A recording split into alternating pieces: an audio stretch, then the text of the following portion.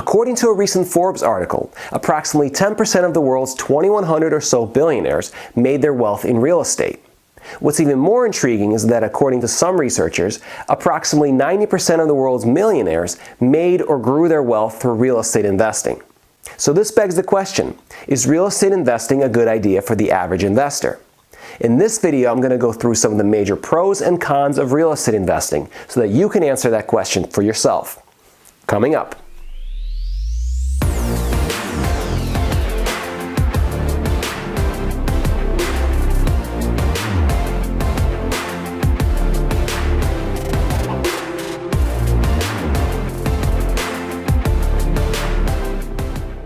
Hey guys, if we're just meeting, my name is Vitaly Volpov. I'm a practicing attorney, an active real estate investor, and a part owner of a real estate brokerage in upstate New York. On this channel, I discuss relevant legal concepts as well as best strategies and tips for real estate investing. If you're new to the channel, consider subscribing and hitting the notification bell so that YouTube notifies you of all my future content. If you enjoy the content in this video, hit the like button and comment down below. So I'm sure that you've heard this before. Real estate is one of the best investment classes. There have been numerous articles and blog posts that talk about the benefits of real estate investing and how so many people made money through real estate. I definitely agree, and I'll go over some of the benefits in a moment. But I also want to provide you guys with a balanced perspective. So for this reason, I will also go through some of the downsides of real estate investing as well. So what are the benefits? Well, number one is, of course, appreciation. Appreciation is the increase in value over time of the real estate that you own. There are two general types of appreciation. One is what I call organic appreciation, and the other is forced appreciation. Organic appreciation is where the value of your property grows over time without you having to do anything to the property other than maintaining its present condition. While this growth varies from time to time and location to location within the United States, it has generally kept pace with inflation at somewhere between 2 and 3% per year. By contrast, forced appreciation is where you improve the property after purchasing it, thereby increasing its value. Forced appreciation is one of the major X factors that can make real estate investing extremely profitable. That's because forced appreciation is entirely within the investor's control. If you buy a property for $100,000 and you know that with some key improvements, that property will increase in value by $50,000, well, you have just forced that property to appreciate in value if you make those improvements. The key with this strategy, of course, is that you have to spend less on the improvements than the $50,000 in order to actually create a profit. This forced appreciation, if done on a large scale, for example with an apartment complex, can create life-changing wealth with just one deal, even for an average investor. The thing that makes real estate appreciation a near certainty given a sufficiently long time horizon is the concept of scarcity. Scarcity exists where the supply of something is smaller than the demand for that thing. And it just so happens that we live on a planet that has a finite amount of land. In other words, the supply of real estate is limited. However, the human population has continued to grow over time, from 1.6 billion in the year 1900 to around 6 billion in the year 2000 to over 7.7 billion as of the date of this recording. And it continues to rise by 1% or more every year. So unless humanity comes up with a way to upload our minds to some kind of virtual reality where a physical existence will no longer be necessary, or unless there is some kind of cataclysmic event that drastically reduces the human population,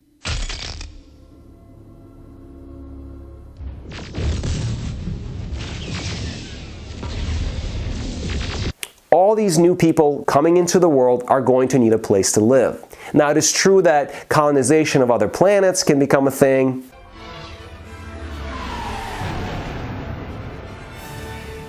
But judging by the pace of our current space exploration, I mean, let's face it, the last time we did anything was go to the moon in 1972, we are centuries away from anything resembling large-scale space colonization.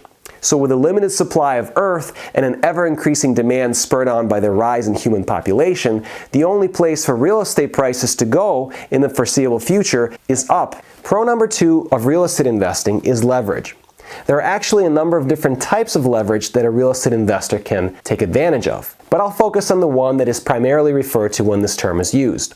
And that is the ability to buy real estate without having to use your own funds for the entire purchase price. In other words, when you buy real estate, you have the ability to use other people's money. You borrow money from those people or entities such as banks, use it to buy the real estate, and in exchange you pay those people a percentage return for a set period of time. The reason leverage in this form is more readily available for real estate as opposed to, for example, stocks is because real estate is considered a safer asset. Real estate is tangible and, well, real. Unlike cryptocurrency or stock valuations supported by inflated price and earnings ratios of some publicly traded companies. You can pretty easily get a loan for real estate. The same isn't true for other types of investments. This gives real estate a distinct advantage. You can buy $100,000 worth of real estate for just $20,000 or $10,000 or possibly even $0 of your own money. How much real estate can you buy if you never have to spend any of your own money?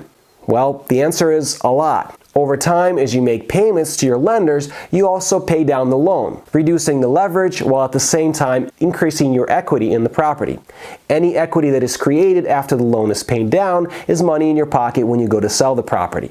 Pro number 3 of real estate investing is that unlike stocks, real estate allows insider trading. In stock investing, it is illegal to trade on insider information. The current laws require that investing public be provided with the same information on which to base their decisions whether to buy or sell as everyone else. It is designed to be an equal playing field. No one has an unfair advantage, at least they're legally not supposed to. Yes, you can make stock trades based on better market research or better predictions than your fellow investors, but you can't trade on specific insider information known only to you. This is not the case for real estate investing. In real estate, you can absolutely trade on insider information.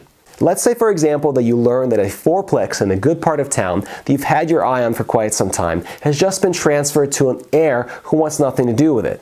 The heir would much rather get quick cash for the building than continuing to operate it and dealing with tenants. Because you had an inside connection to the deceased seller, you're the only one who knows this fact. You also know that the property in its current condition could sell for $200,000 if it were to be placed on the market. But because of the heir's disinterest, you know you can get it for a lot less if you make them a quick cash offer. So before the heir puts the property on the market, you approach them and offer them $150,000 for the property, and they accept. You just made a great deal simply because you knew something that other potentially interested real estate investors didn't know. This brings me to pro number 4, and that is scalable cash flow. Not only will real estate likely appreciate in value, not only will your equity increase both from the loan paydown and appreciation, and not only can you buy property at a discount if you know the relevant facts, but if you purchase the right property correctly, you can also expect continuous cash flow. Cash flow is the difference between the property's ongoing expenses and its income. If that difference is a positive number, that is dollars in your pocket. If the property produces $1,000 per month in income but costs just $750 per month in expenses, the $250 per month difference is the cash flow profit. As long as you can find properties like this and have funds to purchase them, you can continue increasing your monthly cash flow almost exponentially, thereby multiplying your wealth. Pro number 5 are the tax advantages afforded to real estate investing by the current American tax laws. These include various deductions and depreciation of real estate assets. They also include exemptions from taxes altogether under certain circumstances. The U.S. tax code continues to favor real estate investing because it sees it as a public benefit to encourage people to develop real estate.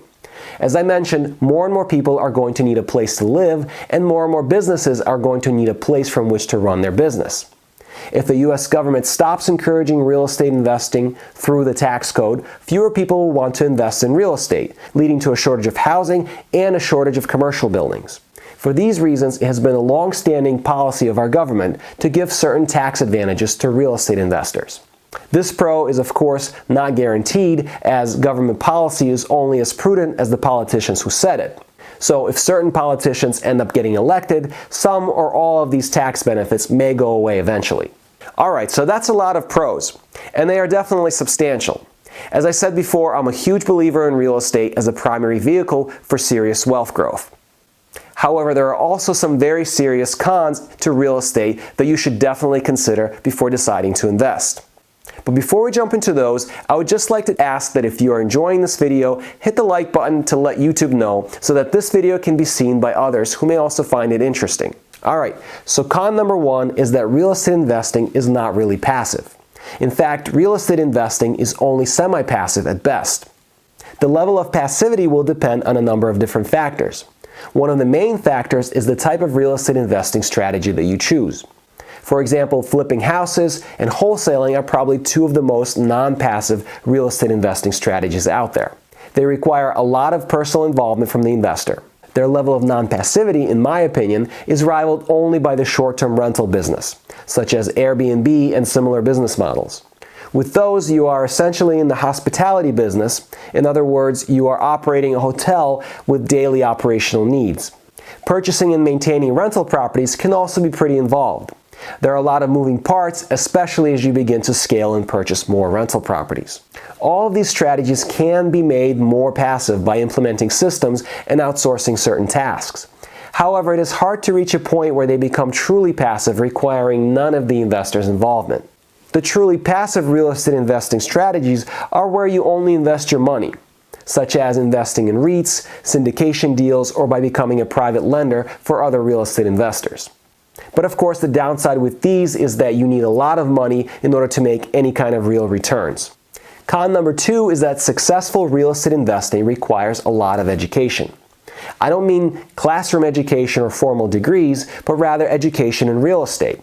Because the world of real estate investing has so many nuances, and because margins of error are so small and competition is so high, the only way to consistently outperform is to be more knowledgeable about real estate than your peers. In order to become more knowledgeable, you have to spend time educating yourself about real estate. Some researchers have said that in order to become an expert at anything, you need to spend approximately 10,000 hours of dedicated practice time. Now, I'm not sure if this is true for real estate or not, but I can tell you that I have spent a lot of time studying, learning about, and pursuing real estate over the last 9 years, and I still feel like I have a lot to learn. Real estate investing, in my opinion, is very much a knowledge-intensive game that requires a lot of effort and self-discipline to do well. Con number 3 is that growing wealth through real estate is a slow process. It is definitely not a get-rich-quick scheme. You need to be willing to dedicate years and sometimes even decades to reach meaningful levels of wealth through real estate. Yes, you can get lucky and hit some home runs right away, but this is not typical. Rather, you should expect to spend 5 to 10 years before reaching any significant financial milestones. By contrast, if you were to, for example, create an awesome app that blew up in the App Store, you can make $1 million in a matter of months. So if app development or some other type of business is more your thing, then you may want to focus on that instead of investing in real estate. Con number 4 is a substantial financial risk. When you invest in real estate, you likely put your credit and your current and future finances on the line. When you borrow money, you pledge to pay that money back whether your investment succeeds or fails. If you borrow in your own personal name or personally guarantee loans made through your entities, which is almost always required, you are taking a substantial financial risk. The bigger the loan, the higher the risk. But in addition to the defined risk of loss that comes with borrowing or investing in your own funds, you also face a less defined risk of being sued and potentially losing even more money. Unlike investments in stocks or other types of passive assets, when you invest in real estate, there is a possibility that you can lose more money than the investment is actually worth.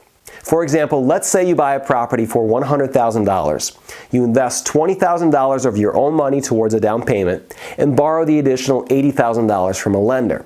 But let's also say that something tragic happens at the property and a family of tenants dies in the fire and their estate sues you for $5 million. Let's also say that after trial, you lose the lawsuit because a jury determines that you were negligent in maintaining the electrical system in the building. After your insurance pays $1 million, your policy limit, you are still personally on the hook for the remaining $4 million, which will probably take you the rest of your life to pay. This is a very grim scenario and also a very unlikely one if you do things the right way and you have sufficient insurance and sufficient protections. But it can happen. This is a serious downside to real estate investing that does not exist with other asset classes. The last con that I'll mention is the physical risk of harm that may exist with real estate investing. This can take the form of getting injured as a result of some unsafe condition at the property, such as an environmental hazard or a defect in the construction.